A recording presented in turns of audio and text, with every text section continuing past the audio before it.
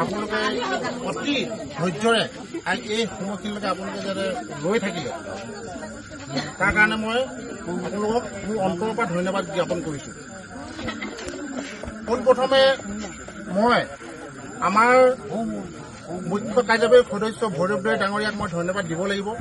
কাৰণ আপোনালোকৰ এই মোৰ গাঁৱৰ যি দুৰৱস্থাৰ বিষয়ে মই তেখেতক অৱগত কৰিলোঁ আৰু অৱগত কৰাৰ লগে লগে তেখেতে এই যি আমাৰ ব্যৱস্থাপনাখিনি কৰিবৰ কাৰণে মোক পাৰ্মিশ্যনটো দিলে।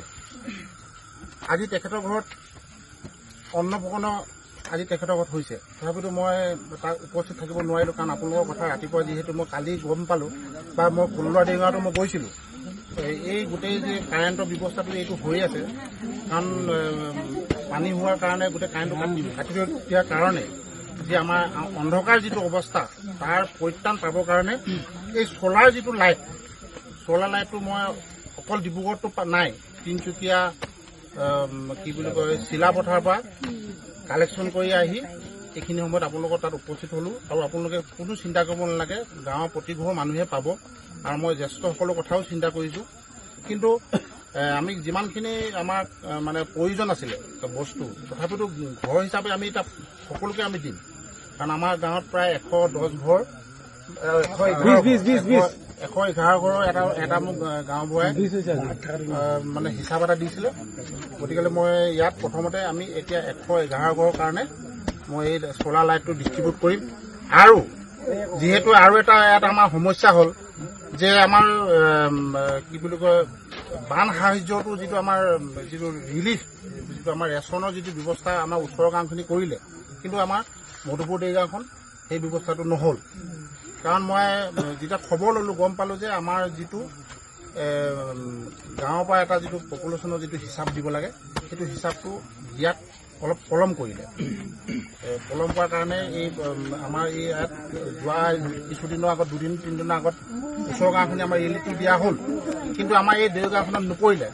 মই আজি ৰাতিপুৱা গৈ গোটেই গাঁৱৰ ৰাইজৰ মানে যিখিনি মানুহে আছে তাহাঁতৰ চাইন লৈ মই গাঁওবুঢ়াৰ পৰা এখন লিখা লৈ পেলাই মই নিজৰ পেডত এখন দি মই ডিচিক মই জনালোঁ।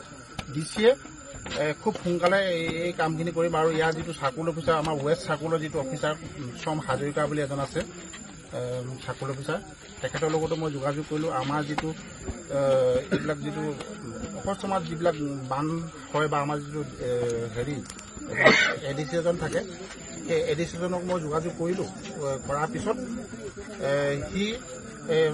তেখেতে আমাক কাইলৈ বা পৰহিলৈ ভিতৰত ইয়াৰ ৰিলিফটো দিয়াৰ ব্যৱস্থাটো কৰিব। গতিকে আপোনালোকে চিন্তা নকৰিব, চৰকাৰে যিমানখিনি পাৰে তেনেকৈ সহায় কৰিব।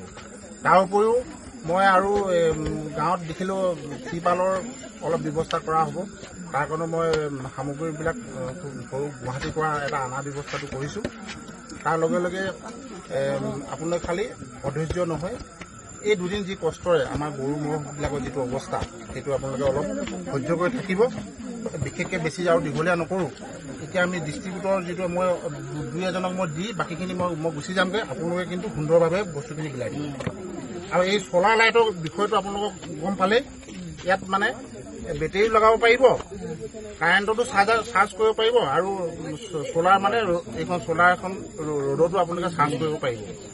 আৰু আপোনালোকে যদি বেটেৰীটো লগাই গোটেই ৰাতিটো আপুনি জ্বলাব পাৰিব, কাৰণ গোটেই ৰাতিটো দৰকাৰো নাই। ইয়াত এটা আপোনালোকে সৰু কৰিব পাৰে, এইটো সৰু কৰিব পাৰে, ডাঙৰ কৰিব পাৰে। এই ভালকৈ যদি ব্যৱহাৰ কৰে আপোনালোকে